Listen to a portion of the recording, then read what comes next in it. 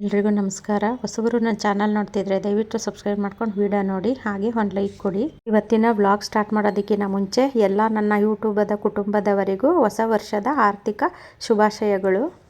ಬನ್ನಿ ಇವತ್ತಿನ vlog start ಮಾಡೋಣ. ಈ ಸೇವಂತಿಗೆ ಗಿಡದಲ್ಲಿ ನನಗೆ ಎರಡೆರಡು ಸರಿ ಹೂವು ಬಿಟ್ಟಿದೆ. ಅಂದರೆ ಫಸ್ಟ್ ಒಂದು ಸರಿ ಹೂವು ಬಿಟ್ಟು ಅದನ್ನೆಲ್ಲ ನಾನು ಟ್ರಿಮ್ ಮಾಡಾದಮೇಲೆ ಮತ್ತೆ ಇನ್ನೊಂದು ಸರಿ ಚಿಗುರು ಬಂದು ಅದರಲ್ಲಿ ಹೂವು ಸಹ ಬಂದಿದೆ.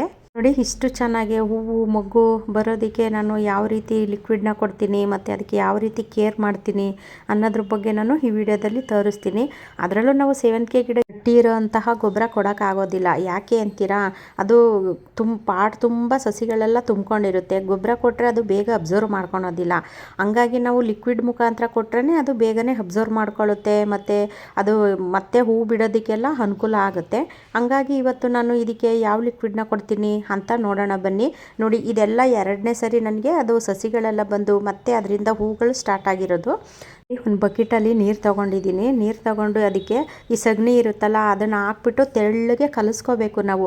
ನಾನು ಅದು ಕೈಗೆ ಹ್ಯಾಂಡ್ ಗ್ಲೌಸ್ ಹಾಕ್ಕೊಂಡು ಹಾಕಿದ್ದೀನಿ. ನನಗೆ ಇದು ಹ್ಯಾಂಡ್ ಗ್ಲೌಸ್ ಎಲ್ಲ ಹಾಕೊಂಡು ಕೆಲಸ ಮಾಡೋಕ್ಕಂತೂ ಆಗೋದೇ ಇಲ್ಲ. ಅದು ನೋಡಿದೆ, ಯಾಕೋ ನನಗೆ ಅದು ಸೆಟ್ ಆಗಲಿಲ್ಲ ಅನ್ನಿಸ್ತು. ಅದನ್ನು ತೆಗೆದು ಬಿಸಾಕಿ ಕೈಯಲ್ಲೇ ಕಲಿಸಿದೆ ನಾನು. ಗಾರ್ಡನಲ್ಲಿ ಏನೇ ಕೆಲಸ ಮಾಡಬೇಕಾದ್ರೂ ಅಷ್ಟೇ, ನನಗೆ ಹಿಂಗೆ ಹ್ಯಾಂಡ್ ಗ್ಲೌಸ್ ಎಲ್ಲ ಹಾಕ್ಕೊಂಡು ಕೆಲಸ ಮಾಡೋಕ್ಕಾಗೋದೇ ಇಲ್ಲ. ನೋಡಿ ಅದನ್ನು ತೆಗೆದುಬಿಟ್ಟು ನಾನು ಕೈನಲ್ಲೇ ಕಲಸಿ ನೋಡಿ ಇವಾಗ ಈ ಥರ ತೆಳ್ಳಗೆ ಮಾಡ್ಕೋಬೇಕು ನಾವು. ಗಟ್ಟಿನೂ ಹಾಕಬಾರ್ದು. ಹಂಗಾಗಿ ಸ್ವಲ್ಪ ತೆಳ್ಳಗಿದ್ರೇ ಒಳ್ಳೆಯದು ಸೇವಂತಿಗೆ ಗಿಡಗಳಿಗೆ. ನೋಡಿ ಅದು ತೆಳ್ಳಗೆ ಕಲಿಸ್ಬಿಟ್ಟು ನೋಡಿ ಇವಾಗ ನಾನು ಎಲ್ಲ ಸೇವಂತಿಗೆ ಗಿಡಗಳಿಗೂ ಕೊಡ್ತಾಯಿದ್ದೀನಿ. ಯಾಕೆ ಈ ಥರ ಲಿಕ್ವಿಡ್ನೇ ಕೊಡಬೇಕು ಅಂದರೆ, ಲಿಕ್ವಿಡ್ ಕೊಟ್ಟರೆ ಅದು ಬೇಗ ಅಬ್ಸರ್ವ್ ಮಾಡ್ಕೊಳ್ಳುತ್ತೆ. ಸಗಣಿಯಲ್ಲಿ ಸಾರಜನಕ, ರಂಜಕ, ಪೊಟ್ಯಾಷಿಯಂ ಇಂತಹ ಪೋಷಕಾಂಶಗಳು ಹೆಚ್ಚಾಗಿರುತ್ತೆ. ಗಿಡಗಳಿಗೆ ಈ ಸಗಣಿನ ಬಳಸೋದ್ರಿಂದ ಗಿಡದ ಬೆಳವಣಿಗೆನೂ ಸಹ ಹೆಚ್ಚು ಮಾಡುತ್ತೆ. ಈ ಸಗಣಿ ಗಿಡಗಳಿಗೆ ಅಗತ್ಯವಿರುವಂತಹ NPK ಅಂಶಗಳನ್ನ ಒದಗಿಸುತ್ತೆ. ಈ ಸಗಣಿ ಇದರಲ್ಲಿ ಹೆಚ್ಚು ಪೋಷಕಾಂಶಗಳಿರುತ್ತೆ. ಅದರಲ್ಲೂ ನೀವು ಸೇವಂತಿಗೆ ಗಿಡ ಒಂದೇ ಗಿಡಕ್ಕೆ ಅಂತ ಅಲ್ಲ, ಎಲ್ಲ ಗಿಡಗಳಿಗೂ ಕೊಡ್ಬೋದು. ಆದರೆ ಈ ಸಗಣಿ ಅಂದರೆ ಒಂದು ರೀತಿ ಮಾಡಿಸಿದಂತಹ ಗೊಬ್ಬರನೇ ಅಂತಲೇ ಹೇಳ್ಬೋದು ಗಿಡಗಳಿಗೆ. ಸಗಣಿ ನೀರನ್ನ ಜಾಸ್ತಿ ಗಟ್ಟಿಗೆಲ್ಲ ಮಾಡಿಕೊಂಡು ಹಾಕಬಾರ್ದು. ತುಂಬ ತೆಳು ಇರಬೇಕು. ತೆಳು ಇದ್ದಷ್ಟು ಒಳ್ಳೆ. ನೋಡಿ ಈ ಸೇವಂತಿಗೆ ಸಸಿಗಳು ಇವೆಲ್ಲ ಎರಡನೇ ಸರಿ ಇಷ್ಟು ದೊಡ್ಡದಾಗಿರೋದು. ಅಂದರೆ ಫಸ್ಟ್ಗೆ ಒಂದು ಸತಿ ಹೂವೆಲ್ಲ ಬಿಟ್ಟು ಮುಗಿದ ಮೇಲೆ ಇದು ಎರಡನೇ ಸರಿ ಅದು ಸಸಿ ಎಲ್ಲ ಬಂದು ಇಷ್ಟು ಚೆನ್ನಾಗಿ ಹೂವೆಲ್ಲ ಬಂದು ಮತ್ತು ಇಷ್ಟು ದೊಡ್ಡ ದೊಡ್ಡದು ಸಸಿಗಳೆಲ್ಲ ಆಗಿದೆ.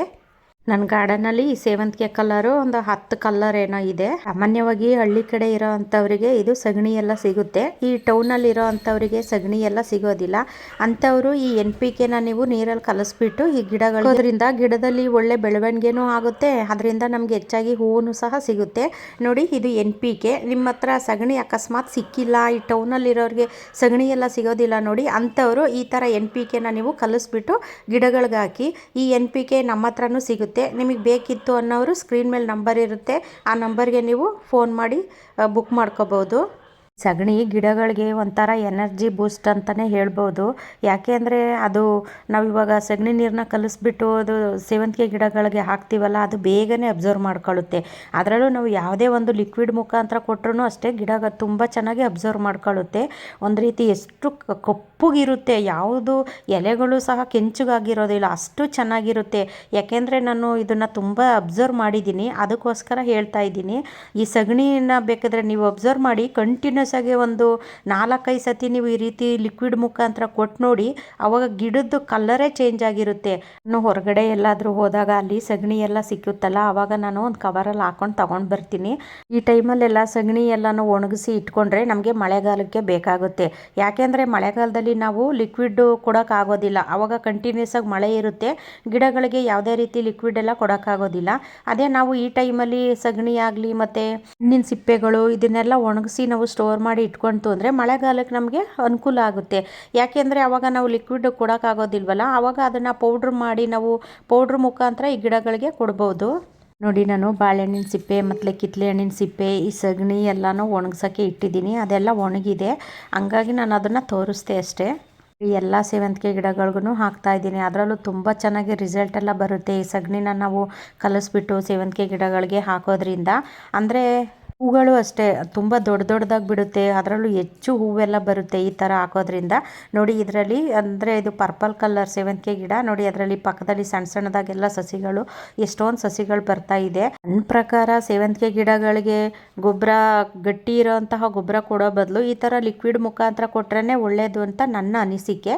ತುಂಬ ಜನ ಹೇಳ್ತಿರ್ತೀರ, ನಾವು ಎಷ್ಟೇ ಸೇವಂತಿಗೆ ಗಿಡಗಳನ್ನ ತಗೊಬಂದು ಹಾಕಿದ್ರೂ ಬರೋದೇ ಇಲ್ಲ ಅಂತೀರಾ.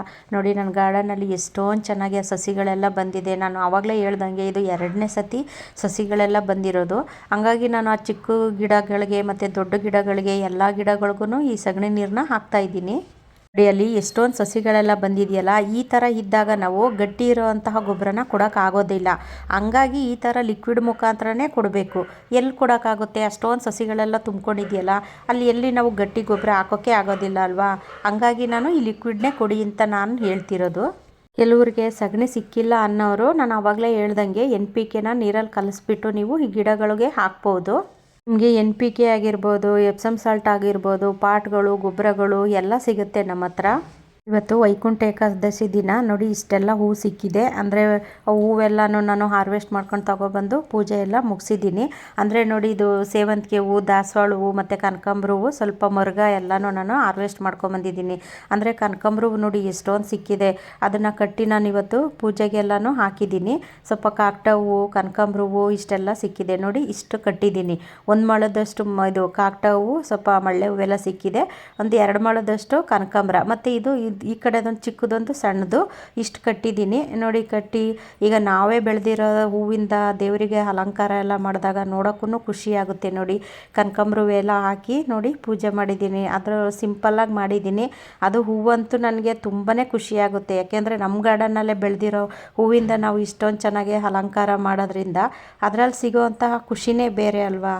ಈ ಕನಕಾಂಬರ ಹೂವು ಮತ್ತು ಮಲ್ಲಿಗೆ ಹೂವು, ಮಳ್ಳೆ ಹೂವು ಇದೆಲ್ಲ ಕಟ್ಟಿ ನಾನು ಪೂಜೆಗೆ ಹಾಕ್ತೀನಿ. ನಾನಂತೂ ಏನು ಮುಡ್ಕೊಳೋದಿಲ್ಲ, ಯಾಕೆಂದರೆ ನನಗೆ ಗಾರ್ಡನಲ್ಲಿ ಕೆಲಸನೇ ಆಗಿರುತ್ತೆ. ಇನ್ನೆಲ್ಲಿಂದ ಹೂವು ಕಟ್ಕೊಂಡು ಮುಡ್ಕೊಳೋ ಅಷ್ಟು ನಂಗೆ ಟೈಮೂ ಇರೋದಿಲ್ಲ. ಹಂಗಾಗಿ ನಾನು ಅದನ್ನು ಕಟ್ಟೋಕ್ಕೂ ಹೋಗೋದಿಲ್ಲ. ಏನಾದರೂ ಈ ಥರ ವಾರ ಮಾಡಬೇಕು ಅಂದಾಗ ಮಾತ್ರ ಅದನ್ನು ಹೂವು ಕಟ್ಟುತ್ತೀನಿ ಅಷ್ಟೇ. ಈ ವಿಡಿಯೋ ಇಷ್ಟ ಆದರೆ ಬೇರೆಯವ್ರಿಗೂ ಶೇರ್ ಮಾಡಿ, ಹಾಗೆ ಒಂದು ಲೈಕ್ ಮಾಡಿ. ಮುಂದಿನ ವಿಡಿಯೋದಲ್ಲಿ ಸಿಗ್ತೀನಿ. ಎಲ್ರಿಗೂ ಧನ್ಯವಾದಗಳು.